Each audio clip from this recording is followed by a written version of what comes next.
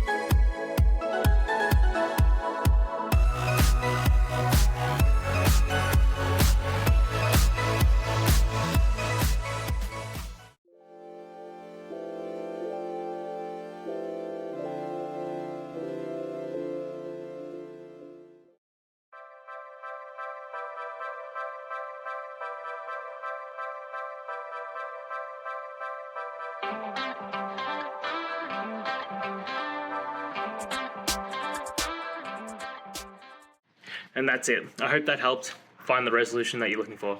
If it did, please hit subscribe. I really appreciate it. And until next time, I hope you have a good one. Cheers.